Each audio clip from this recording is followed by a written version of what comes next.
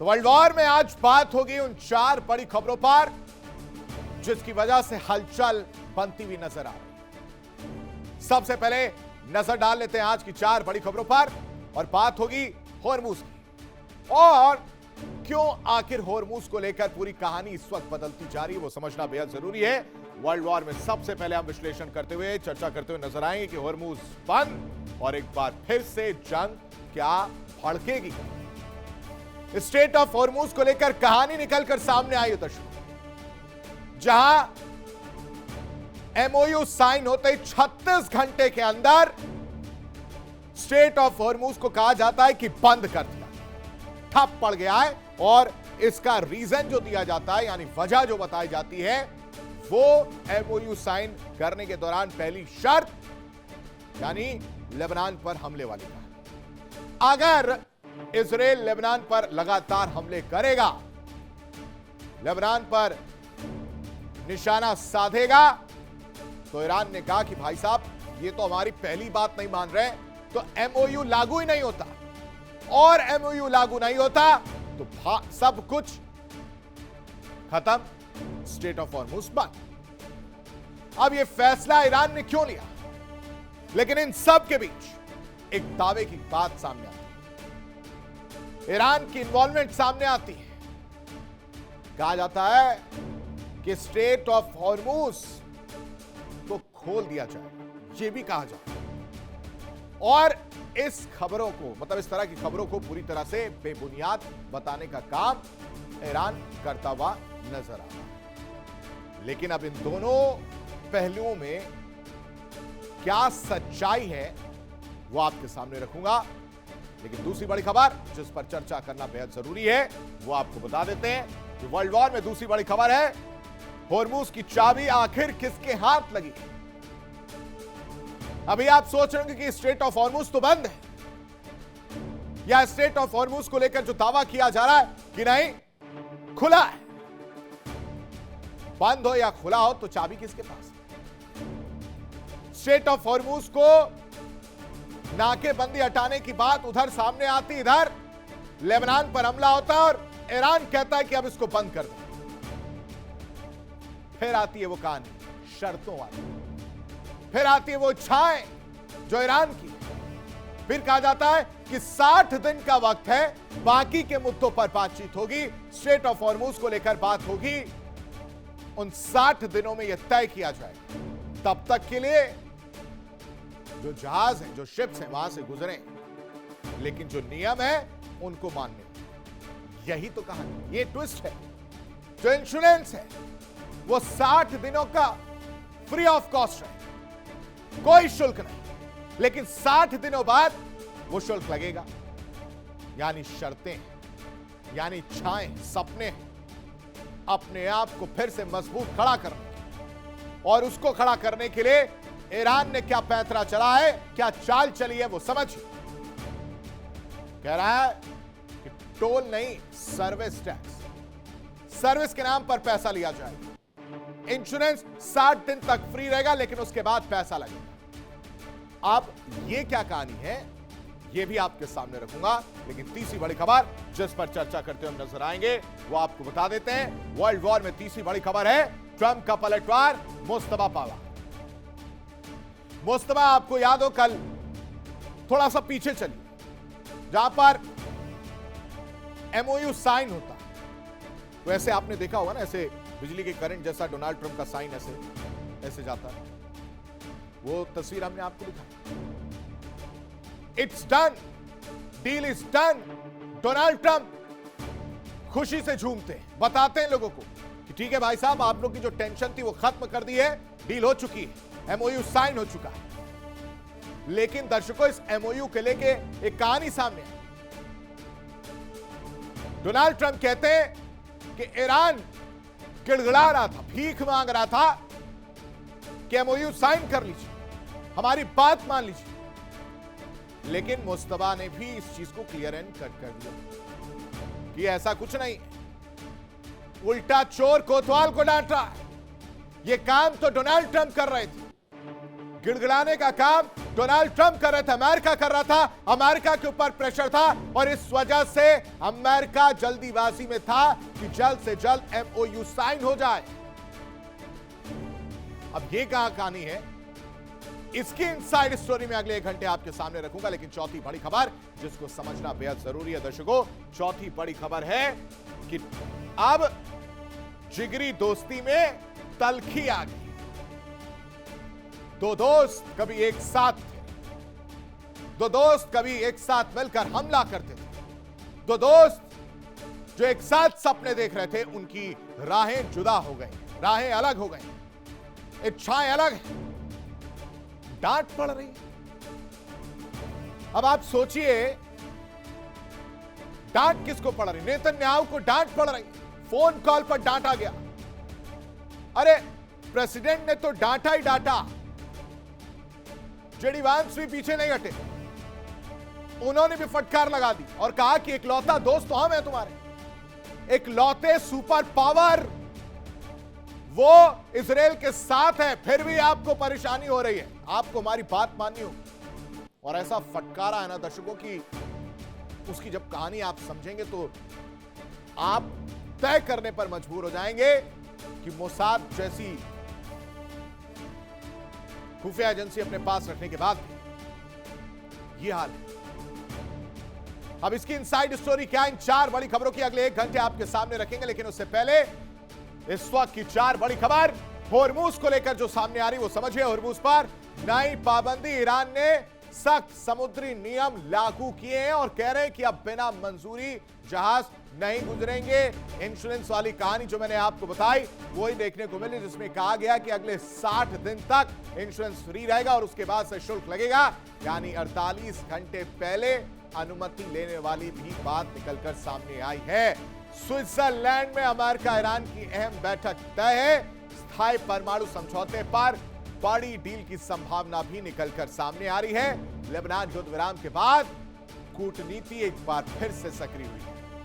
Witkoff पहले से मौजूद है और दूसरी तरफ ईरान ने मुलाकात से मना कर दिया है। जेनेवा में जाने की बात दरकिनार करते हुए ईरान नजर आ रहा है, क्योंकि लेबनान पे हमले अभी भी जारी हैं और उसकी वजह से डील पर 7.5 मंडरा रहा है। डील फेल हो सकती है, लेकिन दावे डोनाल्ड ट्रंप के कम नहीं। डोनाल्ड ट्रंप का बड़ा दावा क्या वो समझिए। कह रहे कि ईरान में हमने तख्ता पलट किया, मुस्तफा को अली खामनेई से बेहतर बताया है। ट्रंप के बयान से अब समझिए कि राजनीतिक गलियारों में हलचल तेज हो गई। कह रहे अली खामनेई से मुस्तफा ज्यादा बेटर है। और कुछ दिन पहले तारीफों के पुल बांधते हुए डोनाल्ड ट्रंप नजर भी आए थे। लेकिन ईरान इन सभी चालों को समझता है। अमेरिका की शर्तों से पहले ईरान की चाल भी तेज हो गई। यूएस से फंड मिलने का ईरान ने इंतजार तक नहीं किया और हथियारों का ऑर्डर दे दिया गया। हेलीकॉप्टर डील पर रूस के साथ अहम समझौते वाली खबर भी निकलकर सामने आई है। दर्शकों, ये 4 बड़ी खबर इस वक्त वर्ल्ड वॉर में स्थिति को बयां कर रही है कि क्या कुछ रह रहा। समझौता, यह शब्द दुनिया भर में उस वक्त सुर्खियां बना जब G7 समिट में एमओयू पर डोनाल्ड ट्रंप साइन कर रहे थे। कैमरा जूम करके साइन किया जा रहा था, मैसेज देने की कोशिश की जा रही थी, वो बिजली वाले साइन। ट्रंप ने उसी वक्त कहा था कि यह आसान नहीं है, यह बहुत मुश्किल है। लेकिन उनका आशय था कि समझौते पर हस्ताक्षर करना आसान नहीं है। वो ये भूल गए कि समझौता उस ईरान से हो रहा है जिससे पार पाना आसान नहीं था इनके लिए, जिसके लिए इन्होंने सोचा था कि दाल चावल का एक कौर है, खा लेंगे, काम खत्म। लेकिन वो सब कड़वा हुआ। अब इस एमओयू से ईरान पीछे हट गया और होर्मुज को एक बार फिर से बंद कर दिया गया। यह खबर सामने आई क्योंकि ईरान का कहना है एमओयू लागू ही नहीं हुआ।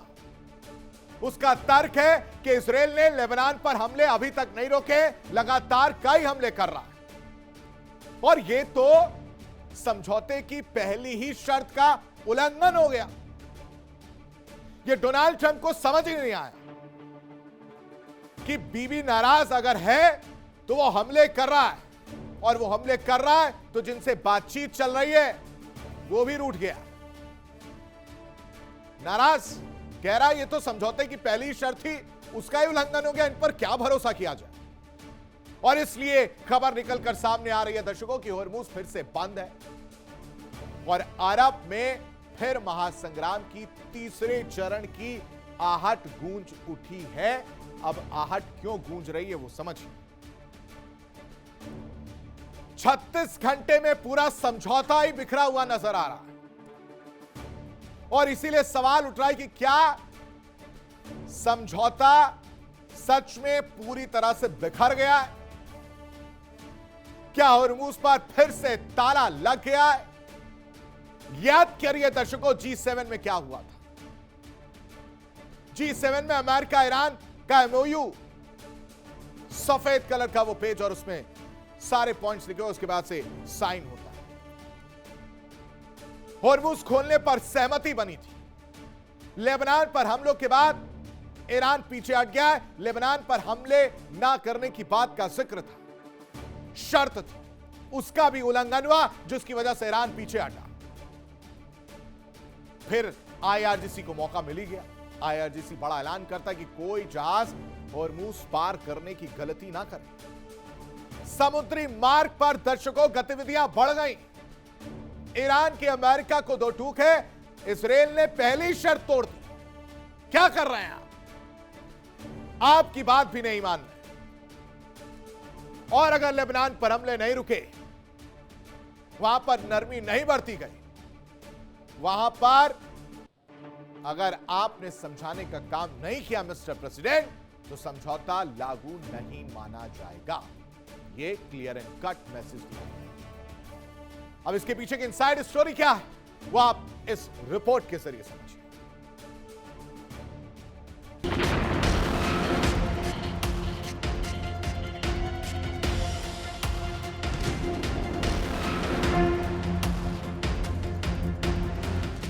छत्तीस घंटे में डील से नो डील।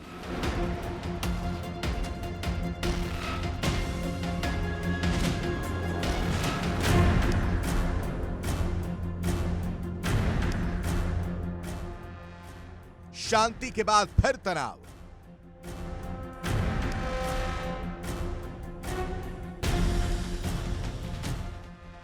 महासंग्राम के 3.0 का आगाज।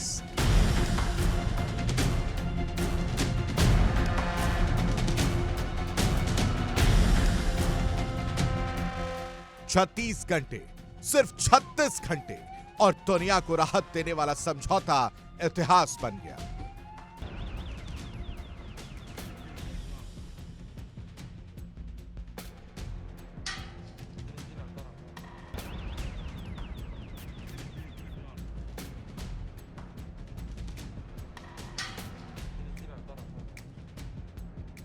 जिस होर्मुज स्ट्रेट को खोलने के लिए अमेरिका और ईरान ने हाथ मिलाया था, उसी होर्मुज पर फिर से ताला लग गया है।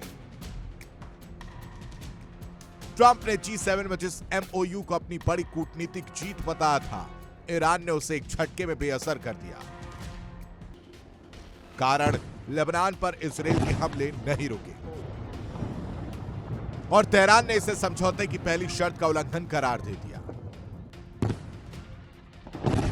नतीजा, दुनिया के सबसे अहम तेल मार्ग पर फिर संकट, वैश्विक अर्थव्यवस्था पर फिर खतरा और पश्चिम एशिया में फिर युद्ध के बादल। याद रखिए, दुनिया के समुद्री तेल व्यापार का बड़ा हिस्सा होर्मुज से होकर गुजरता है।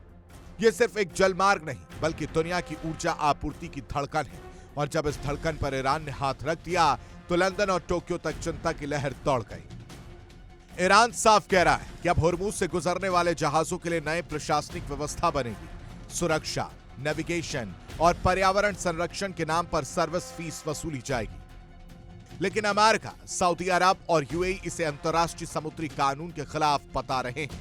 यानी सवाल सिर्फ तेल का नहीं है, सवाल नियंत्रण का है। सवाल यह है कि क्या दुनिया के सबसे अहम समुद्री मार्ग पर ईरान अपना प्रभाव बढ़ाने जा रहा है? क्या ट्रंप की कूटनीति फिर फेल हो गई है? क्या इसराइल के लेबनान हमलों ने अमेरिका ईरान समझौते को दफन कर दिया? और सबसे बड़ा सवाल, क्या अरब एक बार फिर महासंग्राम के तीसरे चरण की ओर बढ़ रहा है? क्योंकि होर्मुज पर लगा यह ताला सिर्फ जहाजों को नहीं रोकते, यह पूरी दुनिया की अर्थव्यवस्था की सांसें रोक देता है। एक तरफ ईरान की जिद, दूसरी तरफ अमेरिका की धमकी, ऊपर से इसराइल लेबनान मोर्चे पर जारी आग, और बीच में पूरी दुनिया फिर उसी सवाल के सामने खड़ी है। क्या होर्मुज का यह संकट सिर्फ समुद्री विवाद है, या फिर पश्चिम एशिया को एक ऐसे युद्ध की ओर धकेल रहा है जिसकी कीमत पूरी दुनिया को चुकानी पड़ेगी? यानी ट्रंप ही ईरान के इस विचार पर सहमत है कि होर्मुज में कोई नई प्रशासनिक व्यवस्था बनाई जाएगी। होर्मुज खुलने के साथ ही अमेरिका ने नेवल ब्लॉकेड हटा दिया। होर्मुज खुलने के पहले दिन 12.5 मिलियन बैरल तेल होर्मुज से गुजरा है। तेल सप्लाई बढ़ने से तेल की कीमतों में गिरावट भी आई, लेकिन ये संकेत मिलने लगे थे डील कभी भी नो डील में बदल सकती है। अचानक से ईरान ने स्विट्जरलैंड वार्ता के लिए अपने टिकट कैंसिल कर दिए। उसके बाद होर्मुज पर बारूदी बैरियर लगा दिया। ईरान के इस कदम की सबसे बड़ी वजह लेबनान पर जारी इसराइल के हमले हैं। एक रिपोर्ट के मुताबिक लेबनान का मुद्दा इस पूरी डील की सबसे अहम कड़ी है। जब तक इसराइल दक्षिणी लेबनान में हमले नहीं रोकता, ईरान वार्ता की टेबल पर नहीं बैठेगा। ईरान ने इसे समझौते की पहली शर्त का उल्लंघन माना है। समझौते के तहत नियम था कि सभी मोर्चों पर तुरंत सैन्य कार्रवाई रुकेगी, लेकिन स्विट्जरलैंड वार्ता से ठीक पहले इसराइल ने दक्षिणी लेबनान में भीषण हवाई हमले किए, जिसमें कई लोग मारे गए। होर्मुज का खुलना ईरान अमेरिका के बीच समझौता होने की पहली शर्त थी। स्विट्जरलैंड में होने वाली वार्ता में इसके बाद ही परमाणु कार्यक्रम पर चर्चा होनी थी, लेकिन अब यह स्थिति पूरी तरह बदल चुकी है। एक बार फिर दुनिया महामंदी के मुहाने पर है, अरब बारूद के ढेर पर। Bureau report, India daily 24/7।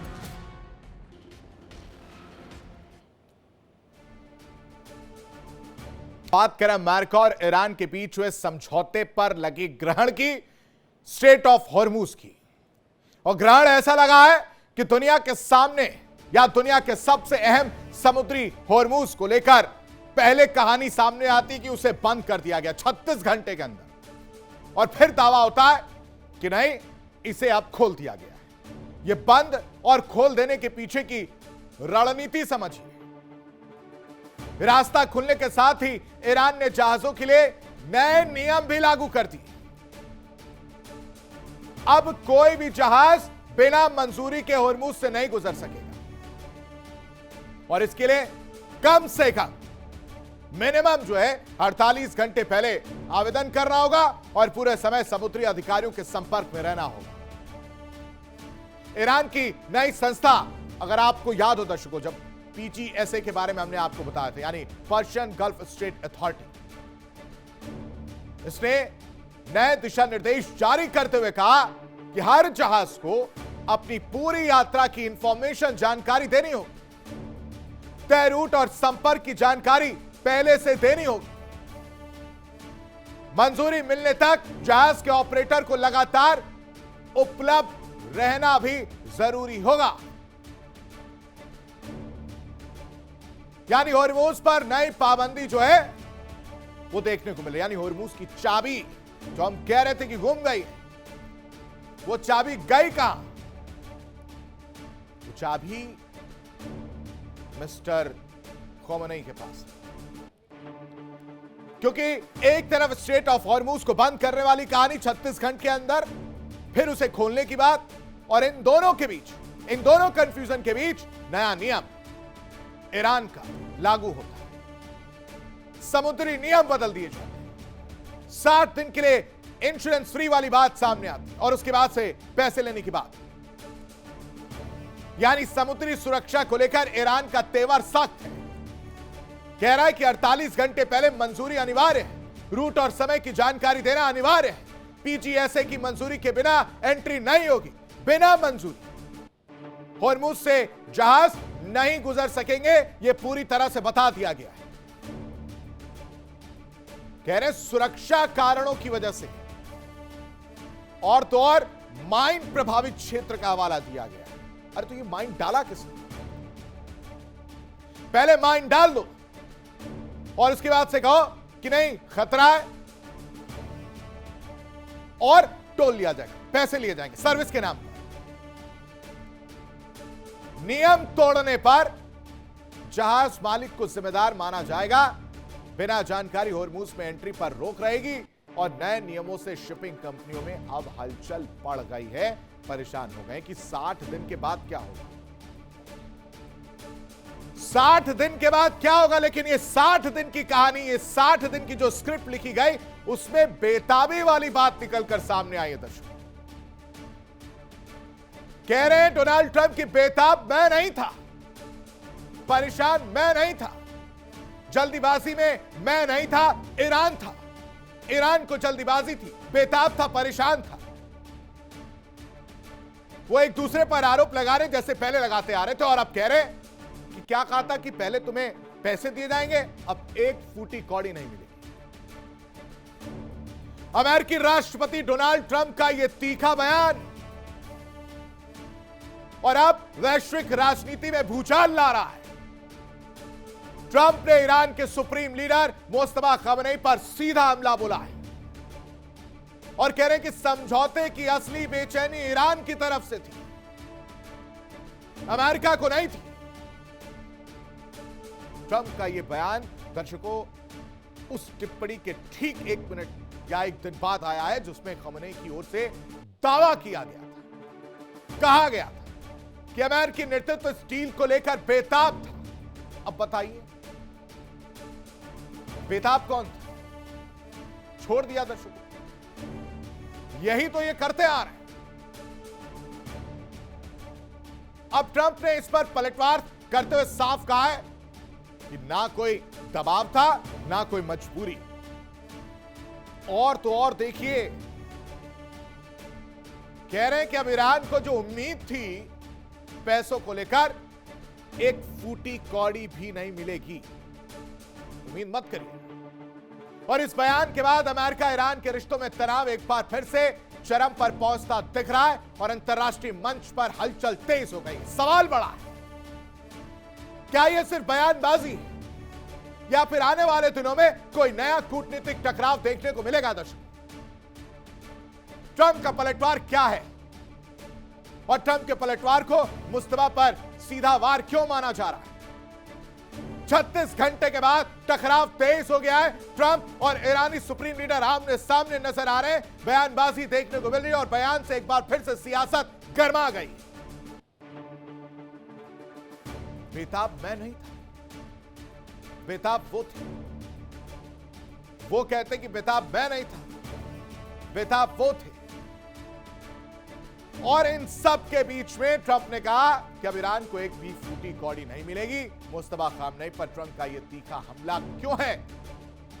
झूठी दावेदारी बंद करे ईरान, अब कोई रियायत नहीं, खेल खत्म हो चुका है। ईरान अमेरिका तनाव फिर से चरम पर है और बयानबाजी से कूटनीतिक गर्मी बढ़ती हुई नजर आई है। दर्शकों, रिपोर्ट देखिए।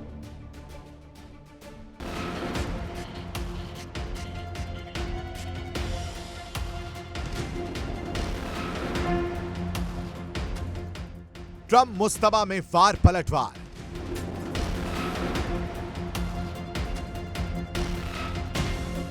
ट्रंप का तीखा वार।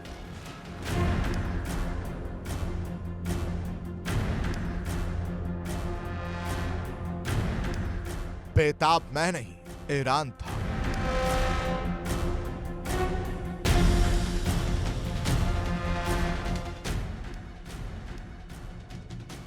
ईरान अमेरिका तनाव, बयानबाजी और शक्ति प्रदर्शन की नई जंग अब सिर्फ कूटनीति तक सीमित नहीं रही, ये सीधे शब्दों के वार में तब्दील हो चुकी है। एक तरफ ईरान के सुप्रीम लीडर मुस्तफा खमेनी का दावा है कि अमेरिका समझौते के लिए बेताब था।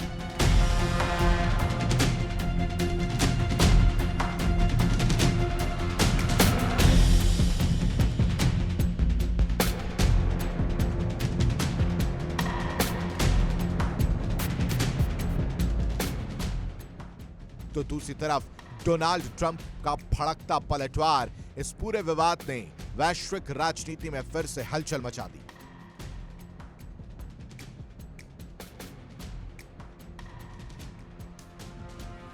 ट्रंप ने तीखे अंदाज में कहा, बेताब वो नहीं, ईरान था।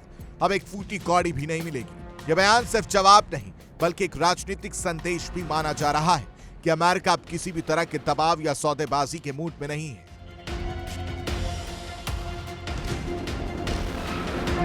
सूत्रों के मुताबिक यह पूरा विवाद उस बयान के बाद और भड़क गया जब मुस्तफा खामेनी ने दावा किया कि अमेरिका ने परमाणु और आर्थिक समझौते को लेकर बेहद मजबूरी में बातचीत की कोशिश की थी और वो ईरान के सामने झुकने को तैयार था।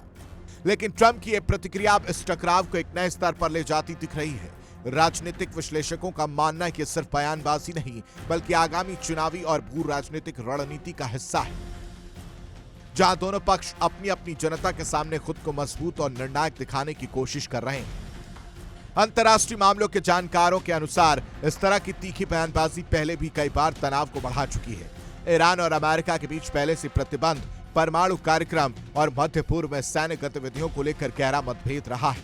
अब इस नए युद्धि बयान ने एक बार फिर यह सवाल खड़ा कर दिया, क्या यह सिर्फ राजनीतिक जुबानी जंग है या आने वाले दिनों में इसका असर कूटनीतिक रिश्तों और वैश्विक स्थिरता पर भी पड़ेगा। फिलहाल हालात ये संकेत दे रहे हैं कि दोनों तरफ से पीछे हटने का कोई मूड नहीं है और यही इस पूरे विवाद को और अधिक संवेदनशील और विस्फोटक बना रहा है। क्या यह सिर्फ बयानबाजी है या फिर किसी बड़े भू राजनीतिक तूफान की आहट? क्या आने वाले दिनों में नए प्रतिबंध, सैन्य दबाव या कूटनीतिक अलगाव देखने को मिलेगा? दुनिया की निगाहें अब वॉशिंगटन और तेहरान पर टिकी हैं, जहां शब्द हथियार बन जाएं और बयान मिसाइल की तरह गिरे, वहां शांति सिर्फ एक उम्मीद रह जाती है। Bureau report, India daily 24/7। World war में अब बात दो दोस्तों की करेंगे जो इस वक्त दुश्मन बनते हुए नजर आ रहे हैं। दुनिया का नक्शा उठा लीजिए दर्शकों, और दुनिया का नक्शा उठाने के बाद अगर आप दो ऐसे देशों को ढूंढेंगे जो एक दूसरे के लिए जान देने और जान लेने को तैयार रहते हैं या जिनको एक दूसरे की जरूरत है, तो वो नाम है अमेरिका और इजराइल की। इनकी दोस्ती को अंतर्राष्ट्रीय राजनीति में अटूट माना जाता रहा, लेकिन कहते हैं समय बहुत बलवान होता है, समय सब कुछ सिखा देता है, और उसी समय ने सिखाया इजराइल को, सिखाया अमेरिका।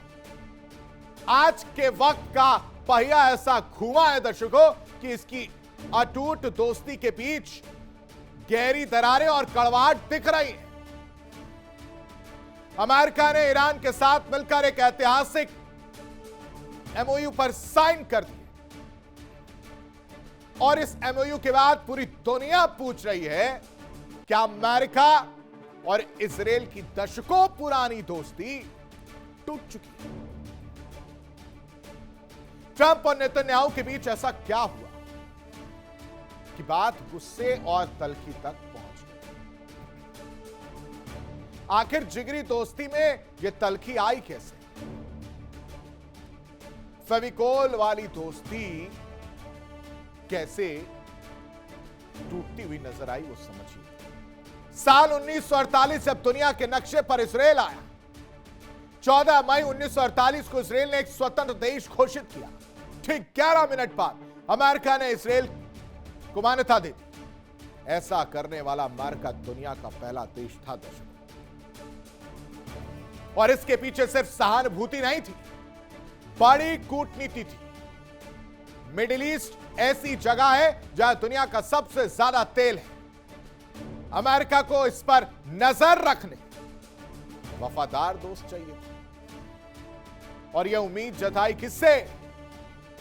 बीबी से, यानी इजराइल से। इजराइल अमेरिका के लिए वही अड्डा बना। इजराइल की मदद करना यूएस विदेश नीति का पहला नियम बना है। दूसरा पॉइंट, जब दोनों ने मिलकर युद्ध लड़ा। अमेरिका और इजराइल ने सिर्फ कागजों पर दोस्ती नहीं निभाई दर्शकों, युद्ध के मैदान में एक दूसरे का खूब साथ दिया है, कदम से कदम मिलाया, वार पर वार किए, हमले पर हमले किए। 1967 का 6 डे वॉर, 1973 का योम किपुर युद्ध, गाजा जंग और लेबनान सीजफायर पेंच से ही खटास शुरू हो गई, दरार दिखने लगी, नाराजगी दिखने लगी, नजर आने लगी। अक्टूबर 2023 में हमास ने इजराइल पर हमला किया, अमेरिका ने इस युद्ध में इसराइल का पूरा साथ दिया, अरबों डॉलर के बम और गोले भेजे। दुनिया भर में अमेरिका की थू थू होने लगी। इसराइल हिजबुल्लाह के बीच लेबनान फ्रंट जो है वो खुलकर सामने आया। नेतन्याहू की शर्त ने अमेरिका को भड़का दिया। हिजबुल्लाह ने हलचल की तो इसराइल हमला करेगा, ये शर्त। अमेरिका चाहता था कि परमानेंट शांति समझौता हो, लेकिन कोई था जिसे बुरा लगा, और बुरा लगते ही नेतन्याहू पे ट्रंप भड़क गए। अमेरिका की कमान दोबारा ट्रंप के हाथों में आई। दुनिया को लगा कि ट्रंप तो इसराइल के पक्के यार हैं, पक्के दोस्त हैं, नेतन्याहू को खुला हाथ दे देंगे। लेकिन ट्रंप की दलील, अंतहीन युद्ध से तेल की कीमतों में आग लगेगी। और फिर आया गेम चेंजर स्ट्रोक। नेतन्याहू युद्ध रोकने को तैयार ही नहीं हुआ। ट्रंप ने फिर खेला मास्टर स्ट्रोक, और उसके बाद से इसराइल का सपना टूट गया, जैसे दोस्त ने पीठ में छुरा भोंकने का काम किया। इसराइल को बाईपास कर ईरान के साथ एमओयू साइन, और इसराइल यूएस की दोस्ती पर क्या फर्क पड़ेगा यह भी समझिए। इसराइल खुद को ठगा हुआ महसूस कर रहा है। नेतन्याहू की राजनीतिक जमीन खिसकेगी। अमेरिका हथियारों की सप्लाई पर रोक और शर्तें रहेंगी। मिडिल ईस्ट का नया पावर बैलेंस बिगड़ चुका है, यह तस्वीर देखने को मिल रही है। यानी दुनिया एक बार फिर उत्तर कोरिया की परमाणु धमकी से दहल गई। किम जोंग उन की बहन किम यो जोंग ने दुनिया के सबसे ताकतवर लोकतांत्रिक देशों के समूह G7 को सीधी चेतावनी देते हुए साफ कर दिया कि उत्तर कोरिया अपने परमाणु हथियारों को कभी नहीं छोड़ेगा, और जो कोई भी उत्तर कोरिया की परमाणु ताकत को कमजोर करने की कोशिश करेगा वो अपने विनाश को खुद न्योता देगा। यानी साफ है, प्योंगयांग अब दुनिया को बता रहा है कि उसने या उसके परमाणु बटन पर कोई समझौता नहीं होगा। सवाल यह है कि क्या उत्तर कोरिया ने G7 को खुली धमकी दे दी? क्या किम जोंग उन दुनिया को परमाणु ब्लैकमेल करने की रणनीति पर चल रहे हैं, और क्या उत्तर कोरिया अब एक ऐसा परमाणु किला बन चुका है जिसे तोड़ना लगभग असंभव है, क्योंकि किम जोंग की बहन की धमकी से परमाणु मुद्दे पर पूरी कहानी बदलती हुई नजर आ रही है। उत्तर कोरिया का संदेश साफ है, वो समझिए, परमाणु हथियार खत्म नहीं होंगे। किम जोंग उन की बहन का G7 को यह सख्त जवाब है, सीधा प्रहार। कह रहे हैं कि परमाणु हथियार हमारी सुरक्षा की ढाल है। संप्रभुता पर हमला हुआ तो गंभीर परिणाम भुगतने होंगे। यूएन प्रस्तावों के बावजूद उत्तर कोरिया का इनकार देखने को मिल रहा है। अब इसकी पूरी इनसाइड स्टोरी आप इस रिपोर्ट में समझिए।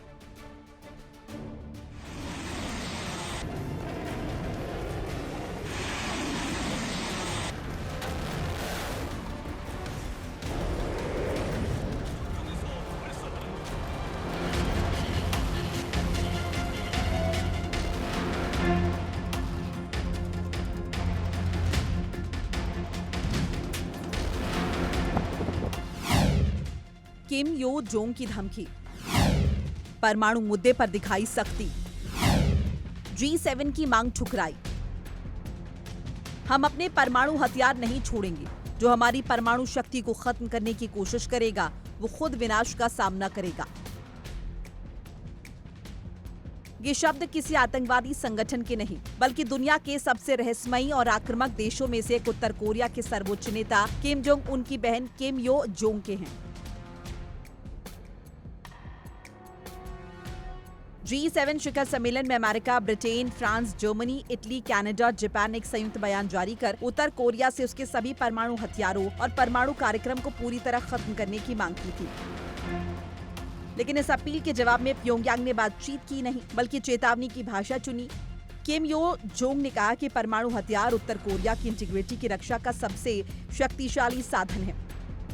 ये सिर्फ हथियार नहीं, बल्कि देश की सुरक्षा, अस्तित्व और शांति की गारंटी है। उन्होंने साफ कर दिया कि परमाणु निशस्त्रीकरण का कोई विकल्प नहीं है और इस मुद्दे को हमेशा के लिए बंद समझा जाए। फिलहाल वर्ल्ड वॉर में अभी के लिए बस इतना ही। तमाम बड़ी खबरों के लिए आप बने रहिए इंडिया डेली के साथ। इंडिया डेली आपके स्मार्ट टीवी पर भी मौजूद है। इंडिया डेली 24/7 अब आप इन सभी प्लेटफॉर्म पर लाइव देखिए।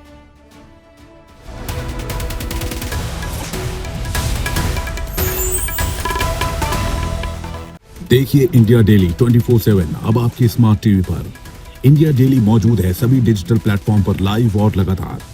इंडिया डेली 24/7, हर दिन राष्ट्र को समर्पित।